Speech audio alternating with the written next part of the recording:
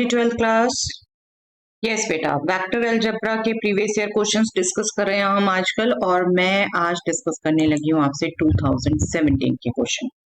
2017 के अगर exam pattern की बात करें बेटा तो 29 टोटल क्वेश्चंस आते थे, और उसमें वेक्टर अलजेब्रा के क्वेश्चन जो आए वो 2 क्वेश्चन 4 मार्क्स के, ओके, दैट मीन्स 8 मार्क्स का क्वेश्चन आया था। चलिए देखते हैं question. Let A is equal to this vector, B is this vector and C is equal to this vector। आप देख रहे हैं बेटा A के सभी कंपोनेंट्स दिए हैं, B के भी, और C के component C1, C2, C3। Okay, then number 1, let C1 is equal to 1, C2 is equal to 2, find C3 which makes A, B and C coplanar। If B part में कहा है if C2 is equal to -1, C3 is equal to 1, show that no value of C1 can make A, B and C coplanar।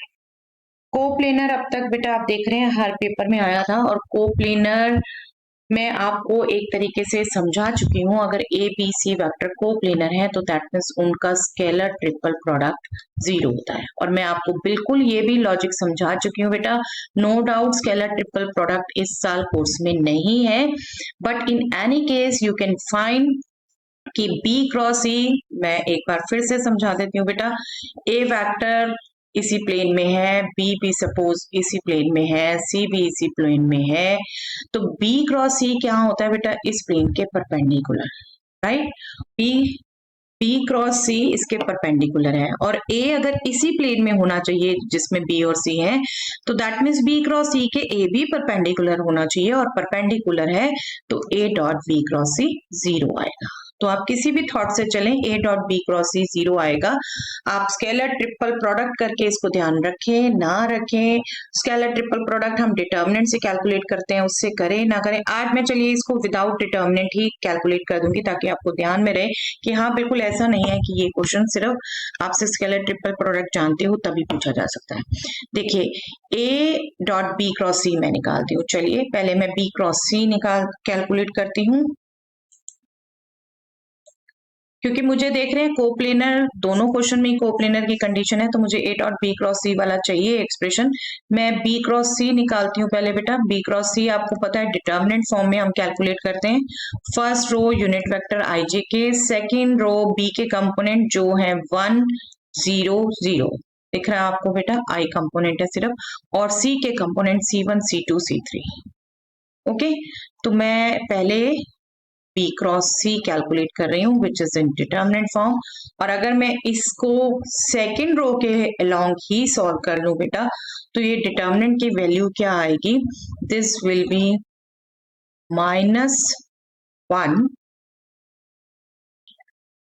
This will B C3J minus C2K, right, जिसको मैं definitely okay मैं -1 multiply करूं तो लिखूं component wise ही C3J plus C2K, okay, ये लिख सकती हूँ। अब जब A डॉट बी क्रॉस सी की बात करेंगे, बी क्रॉस सी हो गया परपेंडिकुलर टू बी एंड सी, दोनों जिस प्लेन पे होंगे उसके परपेंडिकुलर, और A इसके प्लेन में ही लाई करेगा तो डॉट प्रोडक्ट 0 होगा। ठीक है, आप हम लेकिन A dot B cross C calculate कर रहे हैं सिर्फ। A इज बेटा I plus J plus K, and B cross C हमने कैलकुलेट किया है C minus C3J plus C2K, और इनका dot product that means component wise multiply, 1 into 0 0, 1 into minus C3 minus C3, 1 into C2 C2, तो ये आपका product आ गया बेटा -C3 प्लस C2। ओके, ये आपका स्केलर ट्रिपल प्रोडक्ट नाम ना भी लो तो भी आपको कैलकुलेट करना आता है, वी हैव कैलकुलेटेड। ओके, अब आइए फर्स्ट पार्ट पे। अब फर्स्ट पार्ट में आपको क्या कहा, C1 is 1, C2 is 2, find C3 which makes A, B, C coplanar। If A, B, C are coplanar, then A dot B cross C is 0.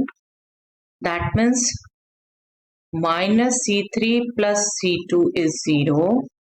That means minus C3 plus 2 because C2 आपको दे रखा है 2.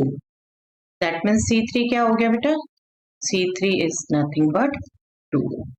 Okay, C3 भी 2 आ गया आपके पास. ये first part हो गया हमारा. अब सेकेंड पार्ट में देखिए क्या कह रहे हैं. If C2 is -1, C3 is 1. Show that no value of C1 can make A, B and C coplanar. Okay, coplanar के लिए हमें ये प्रोडक्ट हमें 0 चाहिए.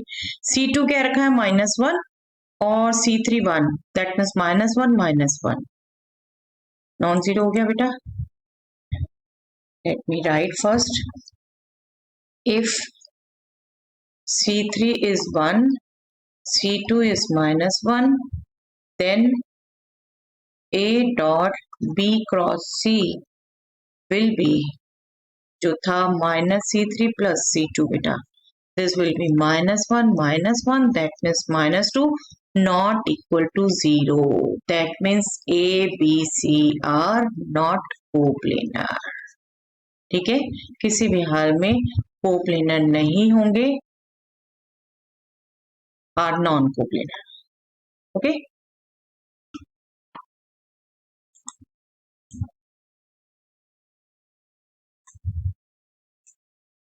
A dot B cross C 0 होता तो कोप्लेनर होते, अभी नहीं है तो कोप्लेनर नहीं है.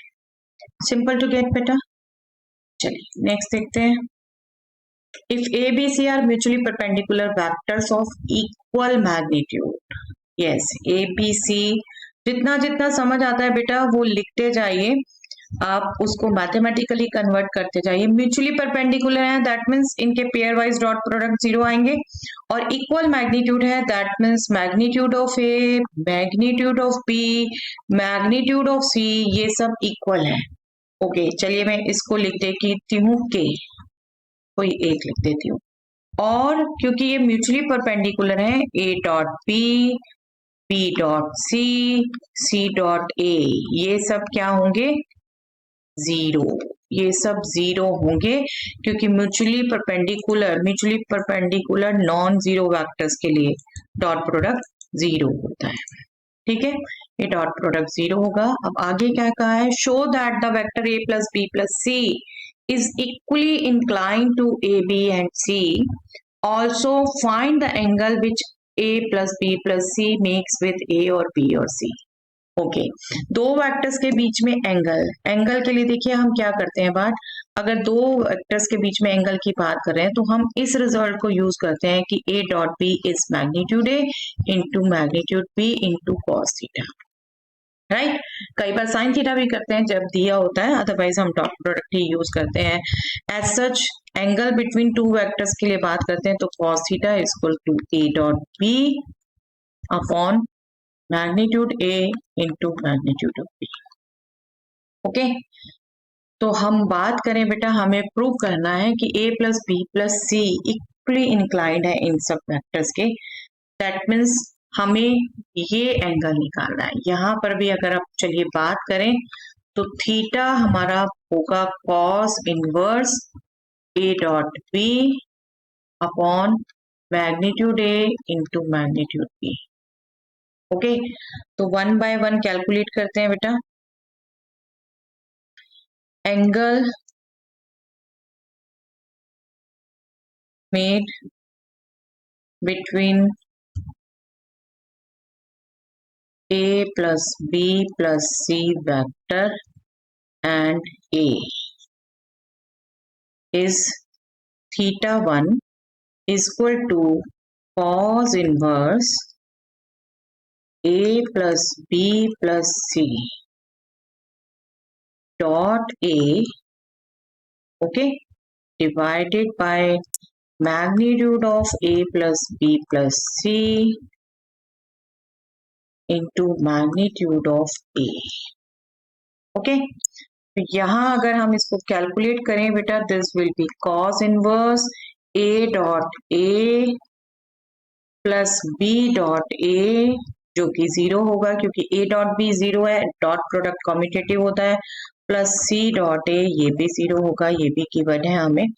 और magnitude A plus B plus C हमने अभी कैलकुलेट नहीं किया हुआ बेटा, मैग्नीट्यूड ए को हमने के लिखा हुआ है, तो वो हम यूज कर सकते हैं बिल्कुल, के magnitude A plus B plus C, ठीक है।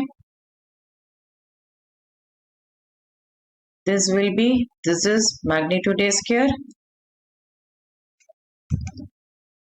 magnitude a square, this is 0, this is 0, magnitude a square means k, और magnitude a plus B plus C, चलिए मैं इसको भी एक नंबर दे देती हूँ बेटा नेक्स्ट स्टेप में, this will be cos inverse k square divided bye k into p, चलिए p लिख देती हूँ मैं, मैग्नीट्यूड, क्योंकि बार बार लिखना पड़ेगा बेटा, जो नंबर बार बार लिखना है आप उसको नेम दे दीजिए बेटर, ठीक है। अब ये कैंसिल हो गया, तो थीटा वन आपका आ गया cos inverse k by p, that means theta one is cos inverse k by p, where p is magnitude of a plus b plus c,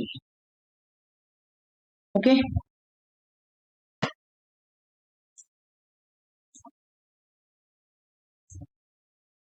अब आते हैं बेटा angle between a plus B plus C and p। Now angle between a plus b plus c vector and b vector will be theta 2, that will be cos inverse a plus b plus c dot b upon, अभी मैं magnitude a plus B plus C ही लिखती हूँ बेटा, इसको next में मैं p put कर दूंगी, इनटू मैग्नीट्यूड p, जिसको मैं अगेन k लिख सकती हूँ, this will B, that means मैं थीटा 2 लिख देती हूँ यहाँ पर, ताकि इसी पेज में निकाल पाऊँ मैं सभी angle, this will be a dot b जो 0 होने वाला है, प्लस b डॉट b जो k स्क्वायर होने वाला है, c dot b is same as b dot c, again 0 होने वाला है बेटा, इसको मैं लिख देती हूँ p इंटू k, ठीक है। ये नंबर है सिंपल डॉट, मैंने प्रोडक्ट वाला लिखा है बेटा सिर्फ ये, this will be cos inverse 0 plus k square plus 0 divided by pk, k cut गया बेटा, we will get k by p, theta 2 is cos inverse k by p, देख रहे हैं सेम आया अभी, ओके। तो चलिए दो तो सेम आ गए, अब फोर्थ वन भी निकाल लेते हैं बेटा, again angle between a plus b plus c and c vector c is theta 3 is equal to cos inverse vector a plus b plus c। कई बार क्या बेटा, मोस्टली मैंने देखा वेक्टर साइंस नहीं लगाते बेटा, बी केयरफुल बेटा, बिल्कुल लगाइए, डॉट क्रॉस ये बिल्कुल अवॉइड करते हो बेटा, इनके बगैर आप वेक्टर्स क्या सीख रहे हो बेटा ना। So this will give theta 2 will be cos inverse, element wise किया आपकी मल्टीप्लाई, a डॉट c 0 होगा बेटा, c डॉट a 0 है, डॉट प्रोडक्ट कम्यूटेटिव होता है ध्यान रखिए, b डॉट c 0 होता है, c डॉट c अगेन ये k स्क्वायर होगा, और नीचे भी मैं लिख सकती हूँ this is p and this is k, तो हमारे पास आ गया ये cos inverse 0 plus 0 plus k square pk, और k square divided by pk means k by p, okay. तो क्लियर कट ये सभी एंगल, इस मैंने यहाँ गलती से थीटा 2 लिख दिया बेटे, थीटा 3,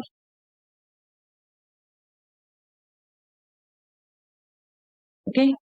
तो क्लियर कट तीनों एंगल सेम आए हैं बेटा, दैट मीन्स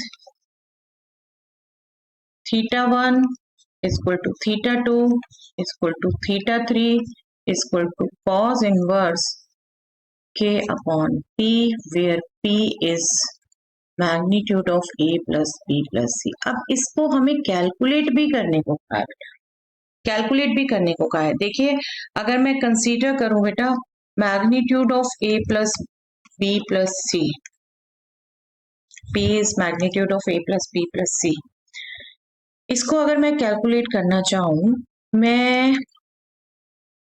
इसके स्क्वायर को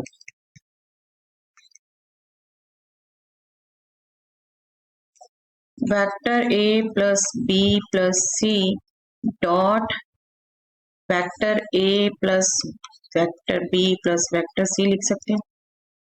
और डॉट प्रोडक्ट में पता है आपको आइडेंटिटीज एज सच यूज करते हैं बेटा, तो ये हो जाएगा magnitude a square plus magnitude b square. एक एक को कैलकुलेट मत करिए बेटा, आप हैबिट डालिए।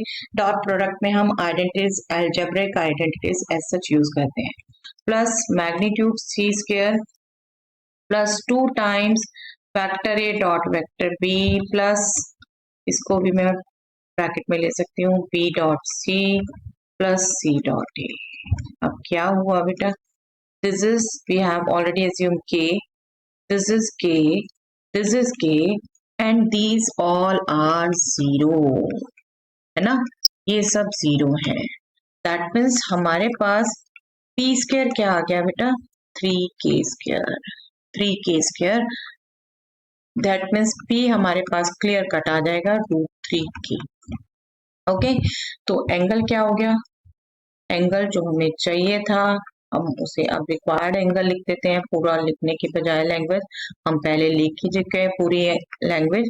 θ1 θ2 θ3 हम इन्हें नाम दे चुके हैं।